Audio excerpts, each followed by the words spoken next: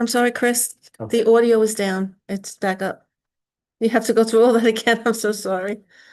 Good evening, everybody, and welcome to Community Board 10 Police and Public Safety Committee meeting. The agenda tonight is review of SLA class change application to liquor, wine, beer, cider license at the Board de Columbia 2 Restaurant and Bakery Corp., 7026 3rd Avenue. Review of SLA application number Nancy Apple 037025137527. In response to community complaints, temporary liquor, wine, beer, cider license granted for 66 KTV Incorporated, 911 66th Street, Brooklyn. While permanent application is under review by the State Liquor Authority. NYPD representative is invited to discuss any concerns along the R line from Transit District 34. Committee members will review the current Community Board 10 liquor license questionnaire that is required to be completed by all SLA applicants as part of their submission prior to the presentation to the committee to see if any changes are needed. First item is the change for Sabor de Colombia 2 restaurant. Right. You were granted a wine, beer. We have representatives, correct? Yes, Sabor is on the call. Okay. This is for a SLA liquor, wine, beer, and cider. They were granted a wine, beer, and cider for Sabor de Colombia 2 restaurant. The committee met on November 13th, and the subsequent general membership meeting, they were approved. Just to go over what was said at the previous meeting, the applicant was Fernando Valencia, and he had a representative of Aurelia Taveras. They were present. Aurelia Tavares, thank you. Okay, thank you. Hi, Aurelia. How are Hi, you? everyone. Good, good. Good. So on the last application, said the premise will operate as a restaurant. The hours of operation were Monday through Sunday, 7 a.m. to 11 p.m. Music will be from 10 a.m. to 10 p.m. The applicant had background music and may have live music or DJ only for special occasions such as birthdays and anniversaries. The premises will have 42 seats with 11 tables and one bar. And no seats at the bar, I'm sorry. Since then, has there been any changes? I mean, we did a stipulation prior. And I'll read the stipulation and tell me if any changes have occurred. The premise will operate as a restaurant. There will be no sale or consumption of alcohol on the premise until the appropriate license issued by the SLA. Applicants not serve allowed bring your own booze until the appropriate license is obtained. The owner manager will be on site during all hours of operation. The hours of operation will be Monday through Sunday, 7 a.m. to 11, music 10 a.m. to 10 p.m. Did that change at all? No, Okay. nothing has changed, but if I just, for the sake of just giving them a little bit of breathing room, I wanted to do midnight closing all the way around, if the board accepts it, because they already close early anyway. Midnight closing, and the World Cup is coming. Midnight closing enables them, if they want to have a birthday party, they already close early anyway. This would enable them to give them cleanup time, give them time to, and also help with the bottom line. That's why they're changing their class, because they're struggling. Okay. So you wanted to change your hours from 7 a.m. to 12 a.m. Midnight. To midnight, but this wasn't what I asked for in this application. You asked me if something changed, and if we could change the hours, that would be great, to midnight. Okay. So you could, yeah. Well, there has not been any adverse history. No, Okay. there's no 311 calls. There's no adverse history. So, all right, so we'll put that in hours will be Monday through Sunday. Are you still doing 7 a.m.? 7 a.m. to midnight. This is a restaurant, so they open early, they close a little earlier, but Yeah. they'll be closed before midnight. But let's give it, just to on the safe side. Okay. So what I'll do is I'll make a motion to deny your application unless you agree to the following stipulation. The premise will operate as a restaurant. There will be no sale or consumption of alcohol on the premises until the appropriate license is issued by the State Liquor Authority. Applicants will not serve or allow bring your own booze until their license is obtained. The owner or manager will be on site during all hours of operation. The hours of operation will be Monday through Sunday, 7 a.m. to 12 a.m. There will be no smoking committee. There will be no outdoor music. The doors and windows remain closed with any amplified music. The use of live music or DJ will be for special occasions such as anniversaries or birthdays. Background recorded indoor music sound levels will remain below the level permitted by the New York City Noise Code. Once the State Liquor Authority license is obtained, the community board may call upon the applicant to address any concerns that may arise. There will be at least 20% visibility view into the establishment at eye level. The applicant agrees that should it change its method of operation, will give notice and meet with the community board committee at least 45 days of any such change. Any second? Robert seconds. Any discussion? Seeing none? None? Paul? All those in favor, please signify. Any opposed? Any abstentions? Any recusals? Unanimous. Good luck to you. Thank you. Good luck to you. Thank you, members of the board. Have a wonderful weekend. All right, you too now.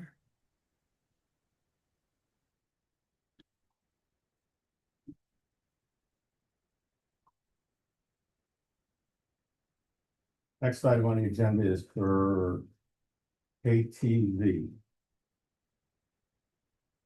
So the application 03702513757, and there have been several community complaints for it.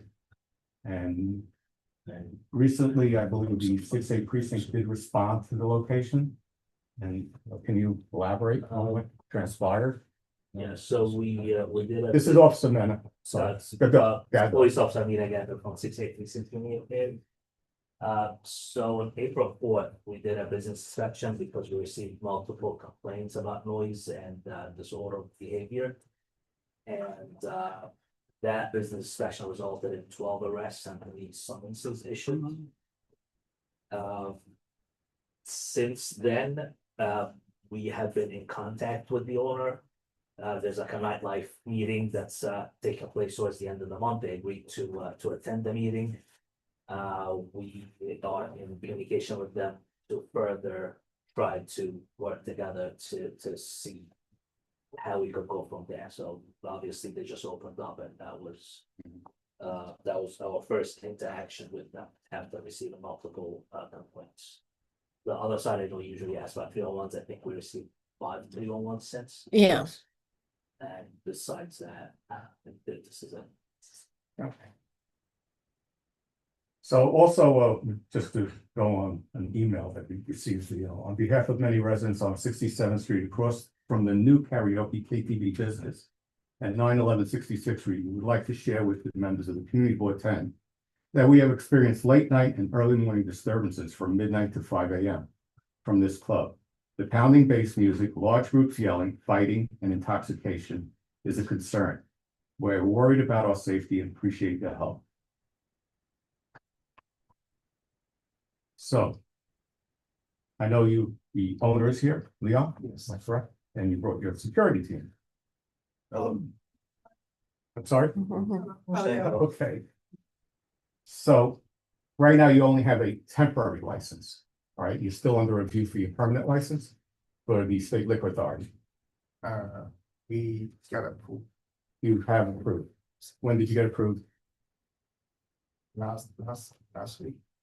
Last week, did they? If it didn't catch up, the SLA website still reads temp. Still shows the temporary. Yeah, the email I received when it was second, it was under review. So right now you got your permanent license. Yes, Yes, from the State Liquor Authority. yes, This is what you're telling me. yes, sir. All right. Now, what type of, I mean, when we had you here last time, right back in, I guess, September 10th of 2025, right? Basically told us you're gonna have security guards working the premises. You're gonna have cameras throughout the premises. Each room will be visible from the outside with cameras installed in each room. Am I correct? Is that what? Yes. Okay, on your thing. And what type of collars were they? Dana, I did you don't call? know if I could speak Hmm? to that. I don't think I could speak into that. Okay. So 12 arrests were made and several cease summonses were issued on your premises, right, on a spot inspection from the police department. What can I say? How many other 911 calls were made? I could tell you there's about 5 311 calls. We had, From 3, September or just for this? no, just, we Maybe- didn't get complaints till March. When did you Oh. open up, Leon? I'm sorry, February, January 31st. January 31st. This past January? Right. So you've been in operation now for 3 months, approximately 2.5 months? Yes, yes, sir. Okay. I know the board had great reservations Mhm. for this establishment when it was brought together before. Right. The concern has been that karaoke establishments on the board have led to very big groups. There has been drug activity complaints. There has been, in the past, not this establishment, but our community board's interaction with large karaoke establishments. There's been crime, there's been assaults, there's been fighting, there's been disorderly groups. So when we review a karaoke, when the board members review it, we have that in mind. And that's why the board works with the owners to try to create a stipulation agreement to prevent a lot of that. So it certainly, in speaking to some of the neighbors in the area, they're very upset and very concerned, those that I've spoken to here at the district office. It is a large venue. I don't know if board members have, seen it. It is a large venue. The certificate of occupancy holds about 300 people. Yeah, we had extensive conversations about this. And we gave the benefit of the doubt, and within 3 months, I mean, I can read you my report. Just the applicant Leon? Yes. Is the owner and was present on Zoom along with the representative Valiana from ABC Licensing Office of Sand Park. The premise would be operated as a karaoke bar. The premise used to be Chasing Tails at Kuruma. The building is currently undergoing complete renovation. The hours of operation were listed as Monday through Sunday, 5 p.m. to 4 a.m. The applicant supplied schematics and stated that they currently have the permits for construction. The applicant listed the maximum number of occupants as 380, which will include customers and employees, with 30 to 38 tables and 1 standoff bar with no seats. Currently, there is no C of O. There will be 22 rooms with 11 rooms on each floor of the 2-story building. The premises will only have recorded karaoke music, with each floor being soundproof. The applicant will host private parties such as birthdays and anniversaries. Concerns were egress with 3 exits on the first floor, and the second floor having 2 stairways leading to the exits. The building will have a sprinkler system for fire suppression. Security will be provided through several cameras and licensed security guards. Each room will be visible from the outside, and cameras will be installed in each room. The concern of the committee was about the hours of operation from 5 p.m. to 4 a.m. The applicant agreed to close at 2 a.m. Sunday through Thursday. So after a discussion, we did the stipulation that we look to deny your application unless you agree to the following stipulation. Premise will operate as a karaoke bar. There will no sale of consumptive alcohol until the appropriate license issued by the SLA. Applicants will not serve or allow bringing your own booze until the license obtained. The owner and manager will be on site during all hours of operation. The hours of operation will be Sunday through Thursday, 5 p.m. to 2 a.m., Friday and Saturday, 5 p.m. to 4 a.m. There will be no smoking permitted. There will be no outdoor music. Doors and windows should remain closed with any amplified music. Background and or music sound levels will remain below the level permitted by the New York City Noise Code. Once a state liquor authority license obtained, the community board may call upon the applicant to address any concerns that may arise. There will be at least 20% visibility view into the establishment eye level, and I haven't been there, so I don't know. The applicant agrees that should it change its method of operation, give notice and meet the community board committee at least 45 days in advance of any such change. There will be at least 2 licensed security guards that are to be used at all hours of operation. So, what were the hours of operation again that they agreed to? Sunday through Thursday, 5 p.m. to 2 a.m., Friday and Saturday, 5 p.m. to 4 a.m. Ruth has a question, Ruth?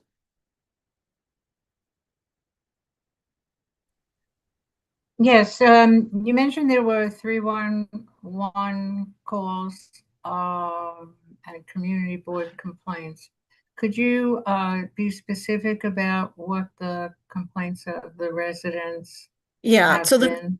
sure, the complaints from residents I spoke to were loud bass music, were Oh, wait, fights but also when?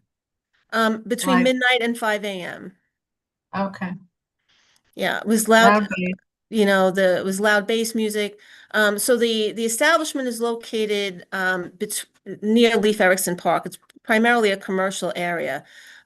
Opposite the establishment, there is a row on 67th Street of homes, as well as on Fort Hamilton Parkway. So what neighbors that I spoke to said the bass music is very loud and they hear it from their homes. They've had disturbances with groups in the park, and very very late night, early morning hours.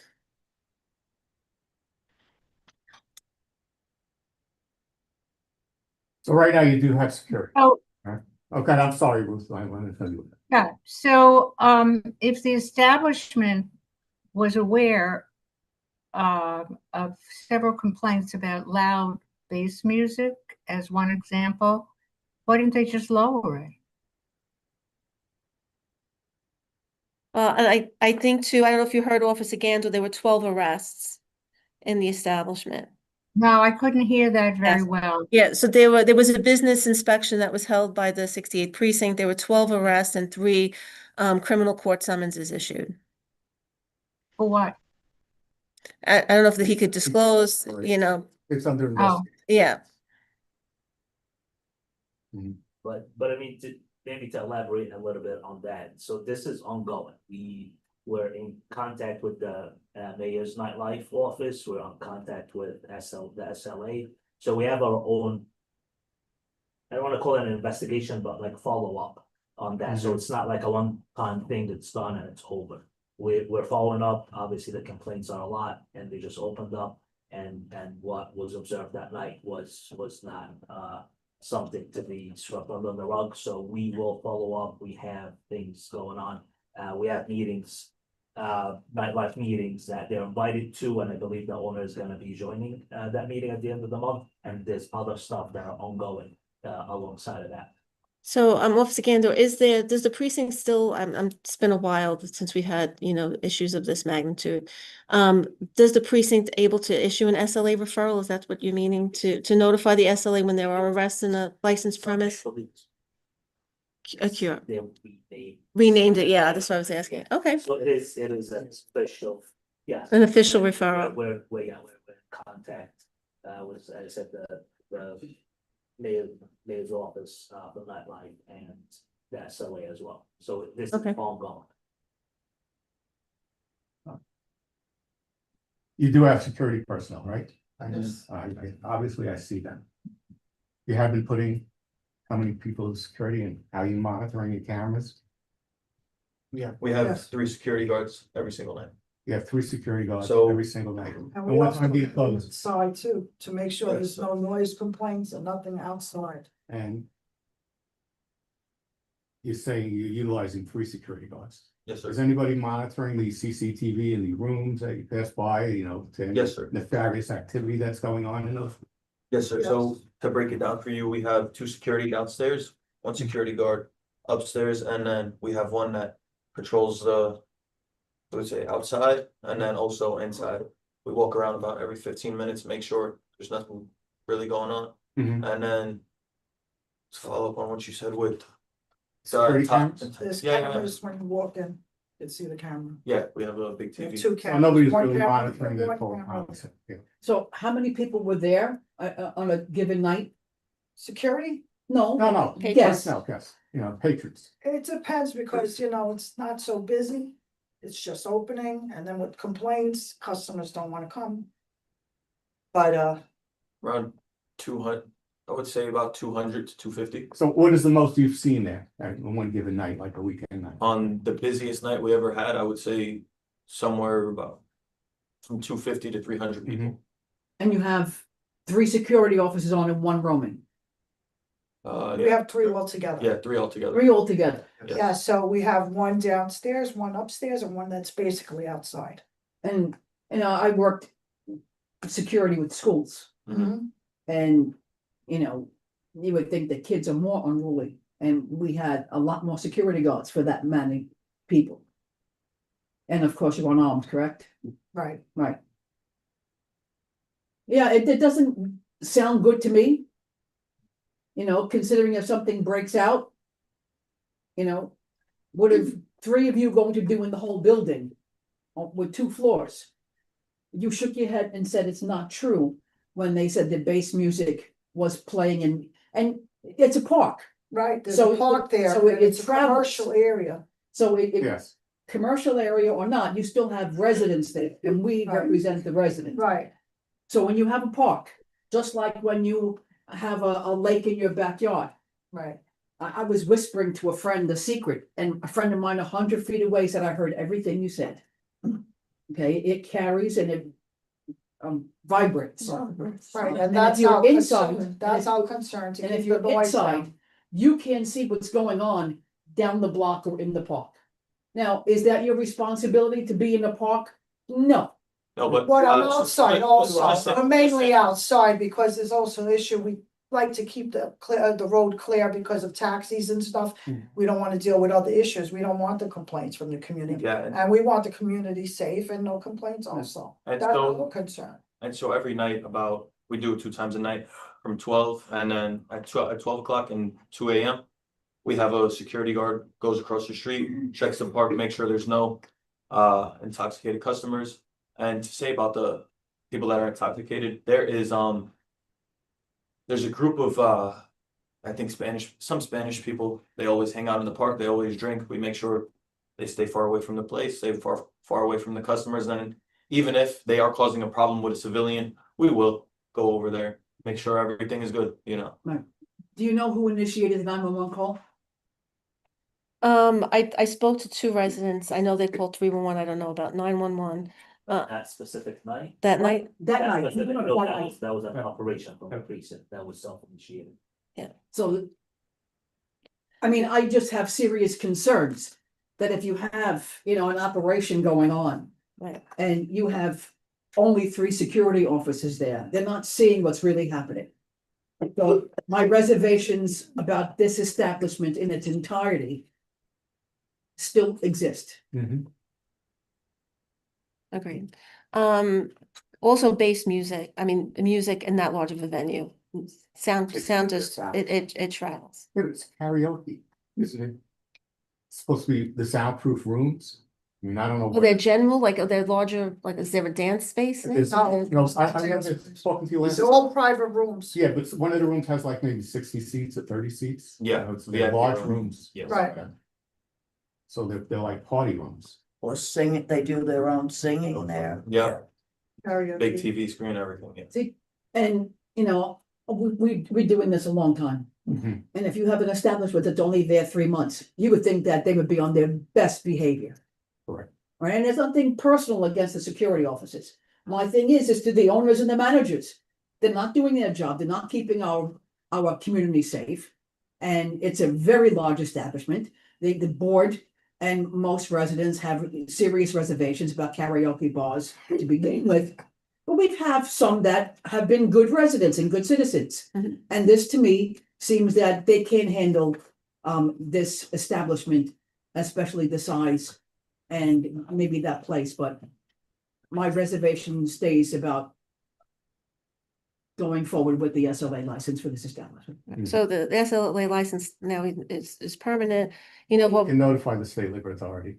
of concerns. I mean, we've done that in the past. Yeah, well, that's what I'm gonna make a motion. I'll make a motion. Right? Yeah, the New York State Liquor Authority. Review 66 KTV located at 911 66th Street, Brooklyn, New York. And until you have a license number, and I think I'll have a license number, etc. License number is 037025137527. Looks like that application number. Yeah, it's an application number, okay. Does state review for the following reasons. Community Board 10 office received complaints for noise and forwarded the complaints to the 6A precinct to investigate, or the 311, I should say. 311 complaints. to investigate, and on April 4th, 2026, the 6th precinct did a, what was that called again? Business inspection. Business inspection. You know, is that usual routine to do a business inspection, or When you Was that receive a lot of because there was- requests, When there are concerns. they were concerned? Yeah. When we have concerns, whatever the business is, we do a business. So besides the other 4 complaints, there had to be something else to actually initiate this The newer investigation. ones, I believe, were afterwards, but we received complaints from the neighbors through our partners. Right. So it wasn't 911 or 311 calls. It was multiple neighbors reached out to like officials, to everybody around, and that's when we got complaints come from different directions, so we went there to see what was going on, basically. So it was a business inspection. We went there, there was multiple cops, supervisors, and it resulted in the 12 arrests and the 3 summonses. All right, so yeah, And the 6th precinct arrested 12 patrons and issued 3 summonses. 3 It's a pretty big night. Should come in this time. And I can elaborate a little more. The establishment's only been on 3 months. Right.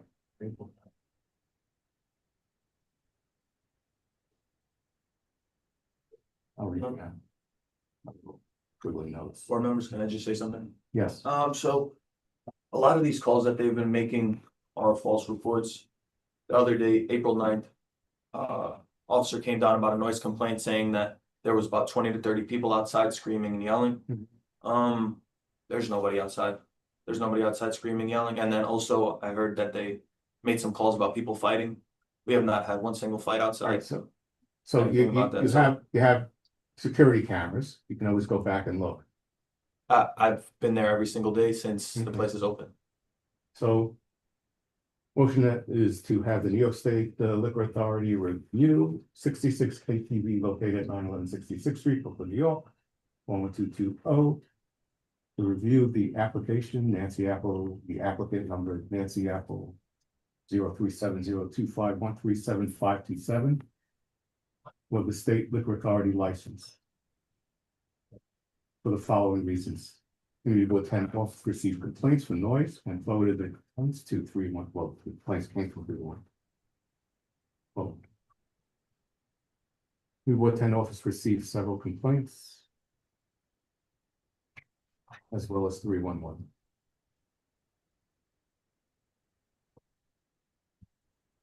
The 6A precinct did a business inspection on April 4th, 2027. 6A precinct made 12 arrests to patrons and issued 3 criminal court summonses. The establishment has only been open since January 31st, 2026. Any questions? Yeah, since the officer can't say what the arrests were about, you can. Would you care to share with us what the arrests were about?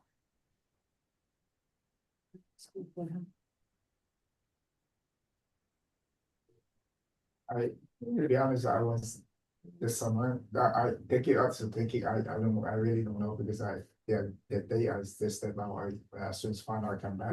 I can't hear you. What did no, you say? he doesn't doesn't know, he doesn't know. He said. Doesn't know. Another call or something.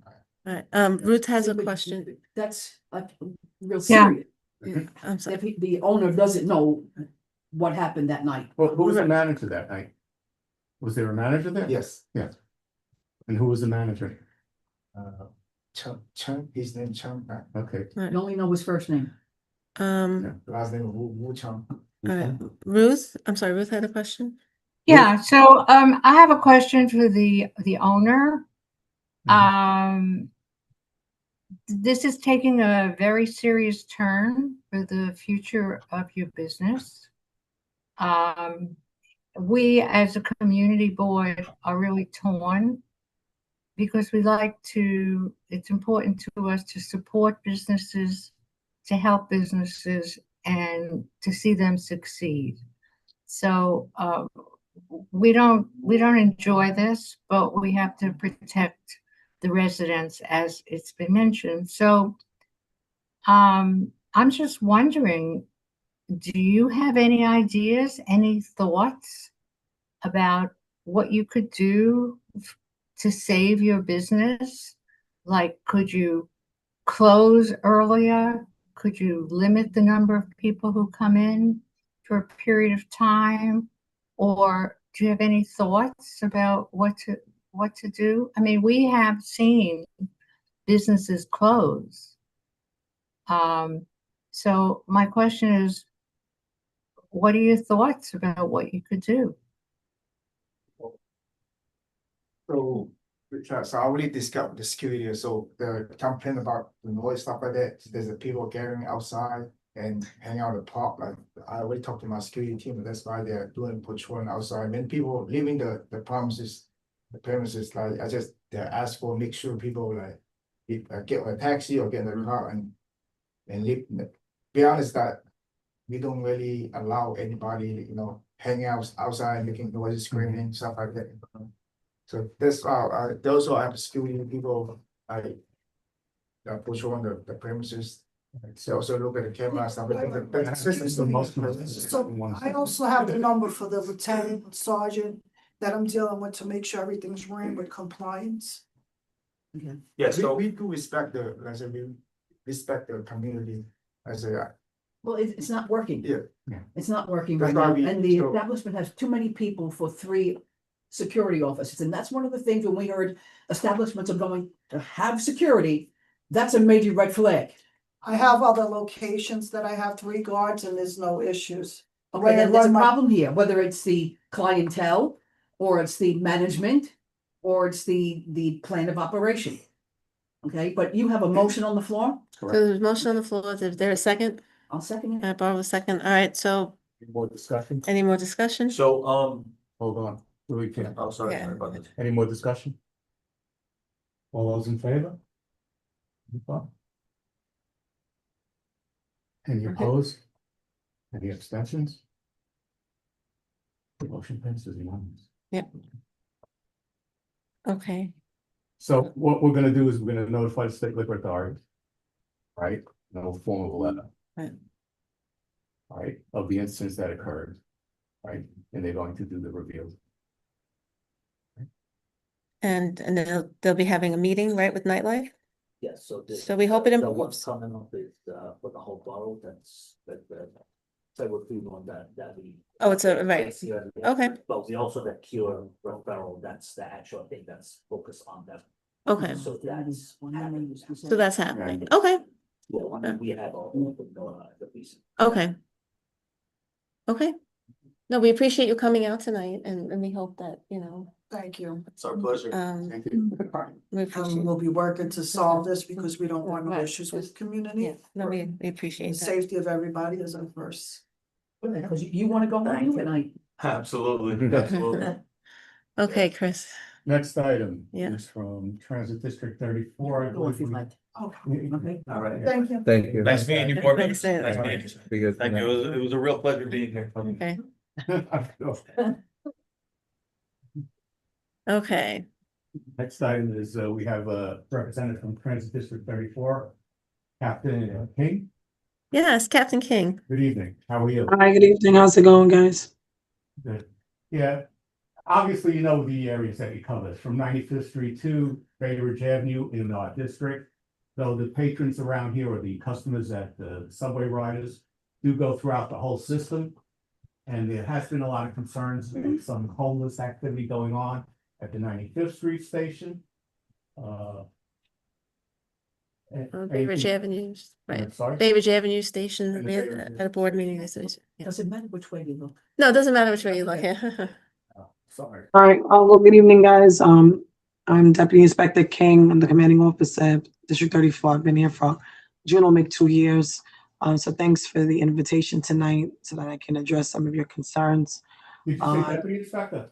Yes, Oh, congratulations. Congratulations, yeah. It says captain. thank you. We'll have to change that. Thank you. So when the 6-8, we have from Bay Ridge to 95th Street. So it encompasses Bay Ridge, 77th Street, 86th Street, and 95th Street. We've moved into a lot of, which under Chief Galata's advisement and direction, we do a lot of quality of life enforcement so that we can improve these conditions of ridership when they're in the subway system. So a lot of the evenings we have directed patrols at 95th Street on the first platoon, which is anywhere between 11 p.m. to 7 o'clock in the morning.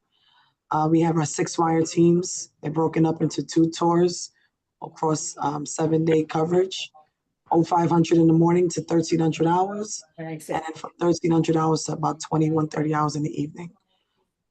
They receive the calls directly from 6-wire, which is through MTA personnel, who will readily dispatch jobs, whether it's quality of life conditions or crimes in progress.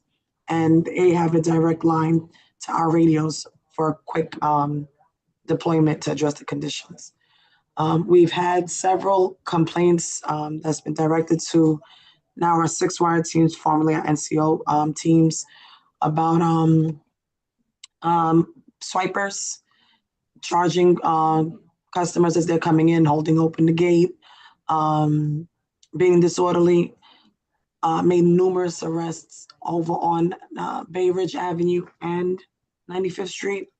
Also, the homeless enforcement, the homeless encampment complaints have reduced year to date thus far, but it's obviously an issue that's ongoing.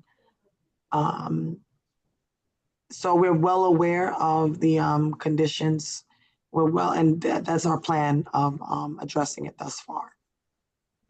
Is there something specifically on a particular time block that you guys have seen that you'd like to bring to my attention? Did we have a question?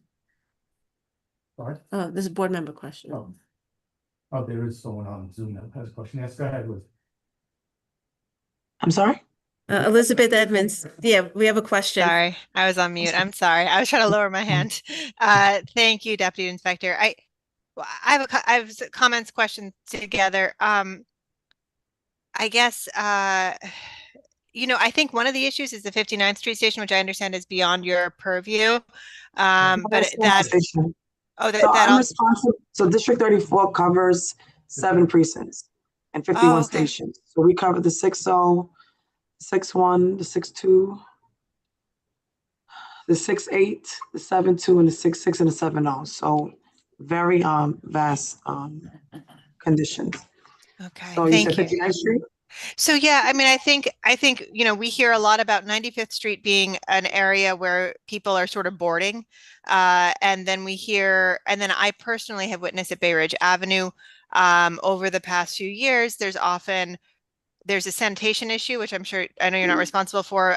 There's unhygienic stuff going on, and then there's often people who are not in their right mind, and they're sometimes on the platform. There have been times where I've alerted people in the booth upstairs. I'm not sure if it gets taken care of, but we have a lot of kids that come through Bay Ridge Avenue Station, and I knew you were coming on tonight, so I was sort of thinking about what I wanted to say, and I think one of the things that's happened right now is like a lot of families are trying to figure out where their kids are going to middle school and high school next year. They just got their admissions decisions, and they're really nervous about sending their kids on the subway. I have 3 kids, and I have kids who take the subway. And I have one who takes it independently on a very regular basis, almost every day. And we worry as parents because the disorder is so much worse than it used to be. And as an example, I pulled some stats. So from January to February of 2006, the MTA reported 22 total felony assaults. For 2026, it's 103. It's 5 times as many. And from January to December, so a much larger period of time, 2009, 155 felony assaults. 2026, we have 593. And, that's what's being reported. And so I know, reporting these crimes takes some time. So, there's the issue that happens when you're on the subway and someone's there and you don't know, the person's muttering to themselves, they're not well, they need help. and they're there and they're taking up an enormous amount of space often. So you can't sit down, you know, if you have a young child or you have a package with you, you can't put it down because it's not safe for you to sit there. And you wonder, at what point is this person going to snap? If I look the wrong way, are they going to snap? And I don't think it's unreasonable to feel that way, but I will tell you, when I, you know, began really spending a lot of time in the city about 25 years ago, I never had these concerns. Maybe occasionally, but it was not something I considered. I would ride the subway late at night. I hear this from lots of other women. I hear this from other men too. You'd ride the subway late at night and you wouldn't worry about it. And now it's 8 o'clock at night and you're thinking, is this a good idea? Or do I need to hire a private car service? And what that means is, in practice, is people who have the resources don't ride the subway, and people who don't have the resources do ride the subway. And it's not really fair. I mean, it's a justice issue, but on top of which it greatly just degrades the whole system for our kids and for our families who are trying to be there. And you know, and even just like things that we call like quality of life things that seem like minor things, but it gets to you if you're having to if you're kind of holding yourself together with a young child and you're worried for a full hour a day. And we live all the way out in Bay Ridge, so it's an hour, you know, if we're going to Manhattan or we're going other areas of the city. So I really appreciate what you guys are doing. I think that I'm hopeful that somebody will hear. I mean, if we have 5 times as many felony assaults as we had 20 years ago, that's not good, you know, and it's not in people's heads that they don't feel the same way they used to feel when they were on the subway. So I guess I'm just hoping that folks will hear me and do this. I really appreciate your being here tonight. I really appreciate your taking the time, and thank you for listening. No problem. So to surmise, I guess the concerns you have, it would be broken out into, for me, 2 separate areas, right? So in terms of statistically speaking, when you're comparing it from 2006 to now, obviously ridership has ballooned exponentially. So obviously complaints will then go up based on that. Comparatively, though, to the amount of riders that we have, to the amount of index crimes or felony assaults or whatever other index crimes that take place in the system, proportionally, it's a very small margin that we're looking at in terms of the amount of times it happens. So in the 6-8 precinct for the 2026 year, I'm at 1 crime versus 2 in the 6-8, 2 crimes versus 3 in the 6-6, 6-2, I'm 3 versus 3. So even when I give you those stats, it doesn't change the fact of the feeling of being unsafe or feeling of the quality of life issues. So a lot of times I try to stay away from giving statistics because it really is more so a feeling in terms of being able to enter the station, not encounter someone who's having a mental health crisis, be able to get on the train and get from one destination point to the next without feeling that you're in danger. So that's the other part that I'd rather fixate on. So about the midpoint of, well, starting off last year, Governor Hochul, Commissioner Tisch, Chief Galata initiated the Office on Every Train program. So overnight, my district alone was supplied with almost 100 cops who would take the trains. I have the D, N, Q, R, and F lines. They would go from Stillwell all the way to the other end of the city for the end of the line locations. So we had cops on every train. We were able to have people who were victims of the crime readily let the officer become informed of said crime or any quality of life conditions that were going on. And we saw drastic reduction in terms of that. With that came people who were outstretched. That's what we call when they're taking up multiple seats at the same time. So people who were outstretched, that is a MTA violation. So they would be subject to whatever violation, whether it was ejection, summons, arrest, based on the nature of the stop. So we saw a major reduction from 2025 and it's continued on throughout. What we've also done was added what we call the 6Y program. The 6Y program is a direct line between the MTA staff and the NYPD radio frequency. So there isn't a connection having to go through several hands before it gets to the officer on patrol. It's kind of more of a direct route. So we've seen a better response time in terms of that. We also have end of the line locations where there is a mental health component as well, so that individuals who are in crisis are offered services, whether it's mental health services, homelessness services, and again, if disorderly and they're danger to themselves or others, readily remove them to a hospital for treatment. I do understand that it is the mental health crisis and homeless condition is a very major concern in the city, and it heavily impacts the subway system, especially during the winter seasons.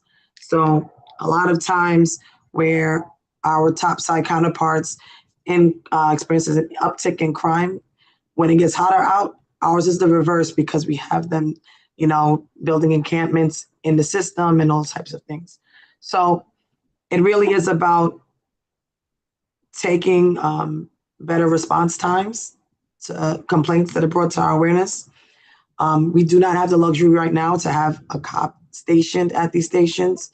So what we do have is my district is split into basically two separate, two halves. So we have a response auto that is responsible for one half of the precinct, another response auto that's responsible for the other one. And we put them on directives or special attention to these stations where they go in and do station inspections. They go in and check in with the booth clerk. They address conditions that they see in terms of quality of life. If there is someone who is behaving erratically, displaying symptoms that they need intervention, if they're a danger to themselves or others, readily doing so.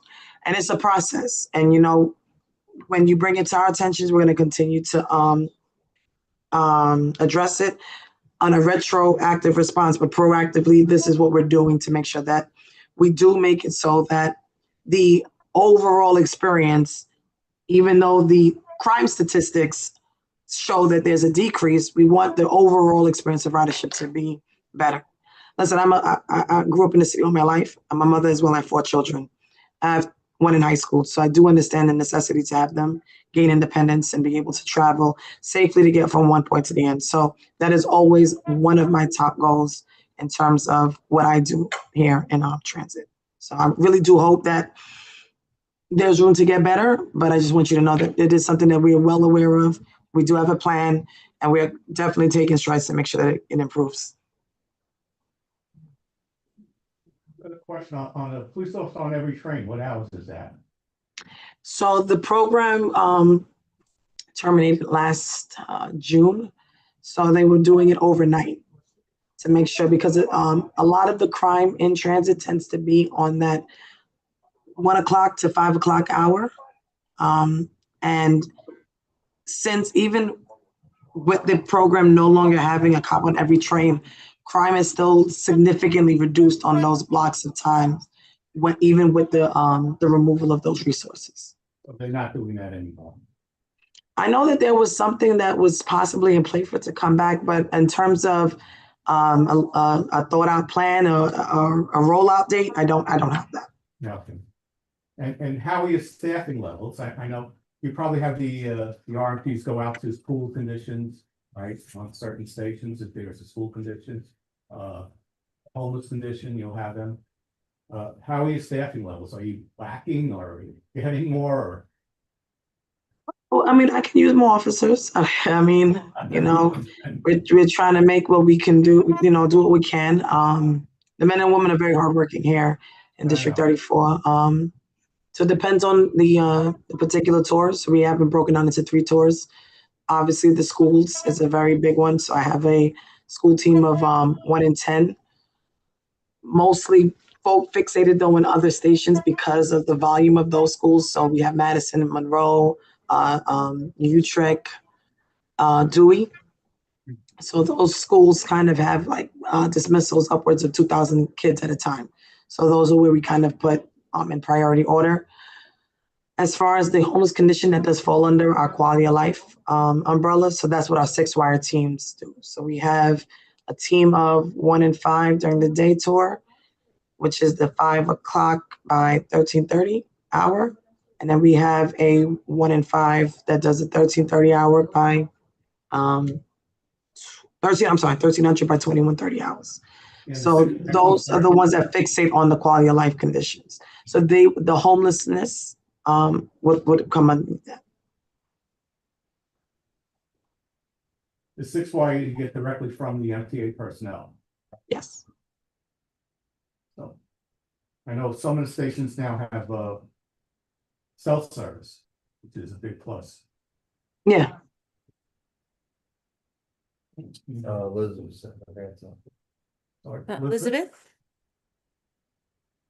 All right, I already spoke, so if somebody else wants to speak, I don't want to dominate. But so I was just gonna, Inspector, you said something about the outstretched folks, and I guess one thing that I'm just speaking as a private citizen here. I'm just wondering. I feel like between January and March, and it may have been due to the weather, there were a lot more outstretched folks, and I'm wondering if there's any institutional reason for that beyond the weather, because it was like the point where like you couldn't sit on any train. Like you switch cars, every single train had somebody lying down.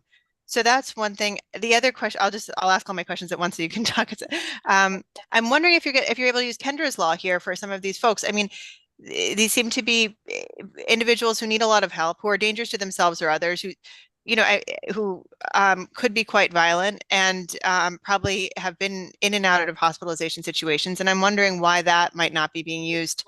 Because I feel like about 15 or 20 years ago, the Kendra's law was used quite a lot, and there were teams going out to medicate people so that they would not become psychotic on the subways. And for those who aren't familiar with it, Kendra's law is basically named for this young woman who was pushed in front of the subway train by somebody who was psychotic, and it allows the state, with a court order and after due process, to forcibly medicate folks with an injection that lasts for about 4 months, so that they're not able, the psychosis doesn't affect them quite so much, that they're able to be somewhat lucid and not violent.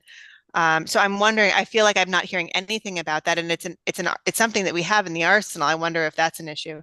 And then I guess the other thing I would just say is, I mean, we know this thing happened at Grand Central 42nd Street, and I know it's not your fault. I really appreciate your response, but like somebody coming with a machete and slashing 3 people at 42nd Street, it's the kind of thing that makes people never want to take the subway again, who don't regularly take the subway. I do regularly take the subway, and I go to that station almost every day, and I know, it is what it is, but it's just shocking to me that this is what we have decided collectively is okay, and it is what is okay for people who have to get around the city without a car, when we seem to be trying to prioritize not having cars in the city, not having a city just be a playground for the rich people who can have private drivers. I'm just at a loss about it, and from like personal experience, like I grew up in the middle of nowhere, and I thought, oh my goodness, I want to raise my children in New York City where they can get around on their own, and so here we are, though it feels like maybe not the best bet. So I don't know, anything you can say about any of those things, if you're able, I'd be very grateful. Thank you so much for taking the time.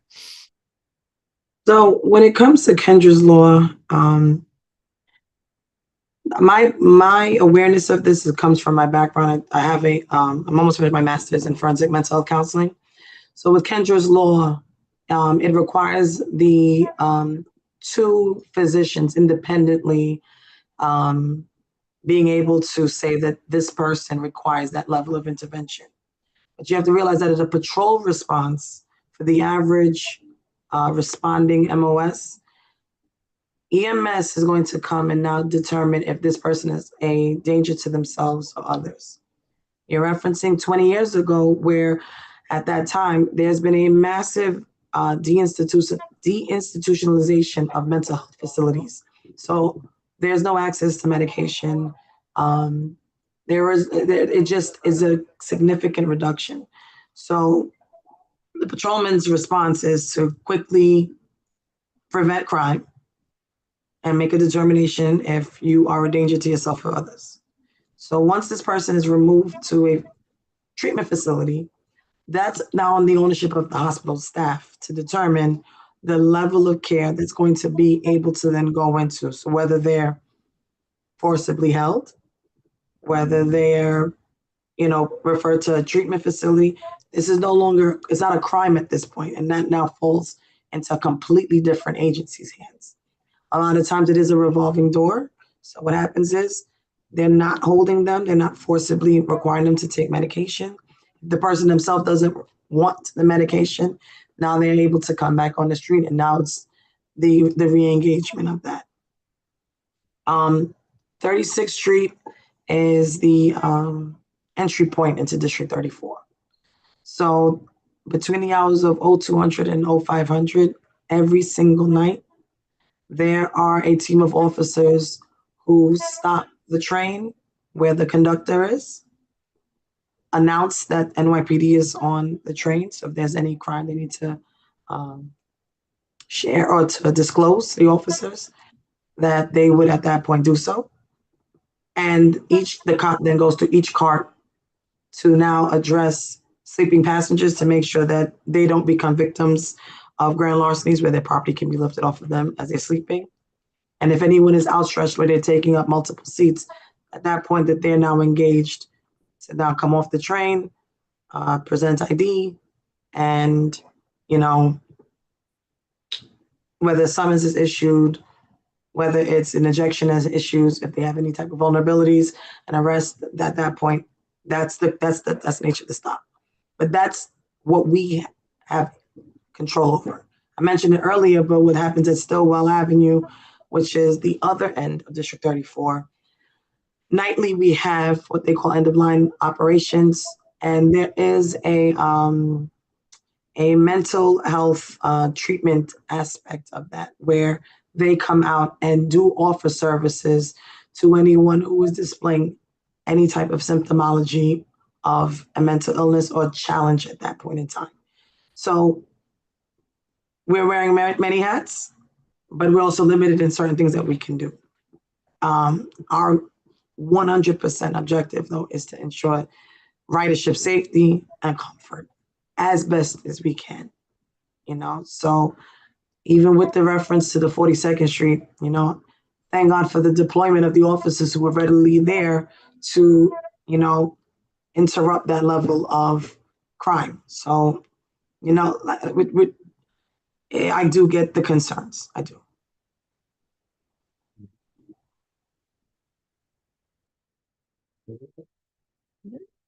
They don't have a homeless outreach unit anymore, do they? They do. I believe they fall under community affairs. That's usually during the winter months where it's much more cold, but we don't really. It's not really on a daily deployment thing, at least not here in District 34. All right, thank you. No other questions? No? No, thank you so much. Thank you. Thank you. Deputy Inspector King, thank you very much. Thanks for having me. Thank It's a you. pleasure. Thank You guys be safe. You too. Have a too. great You night. too. Thank You you. Okay. Next item. We're going just to review the state liquor authority questionnaire. I gave it a quick once over again, and the only thing I could see to remove on it was the cabaret licensing, because there's no cabaret. So, no more cabaret. I mean, that's the only thing. All right, so we could remove cabaret. Also on method of operation, where it says sidewalk cafe. I think the language now includes, sidewalk, it's just generally outdoor space. And that includes sidewalk, roadway, and rear yard. Okay. So we So could, take that. yeah. Any questions on that? No. All right, We're done. but Any motion to adjourn? motion to adjourn. Motion to adjourn? All right. Thank Thank you you very all. much.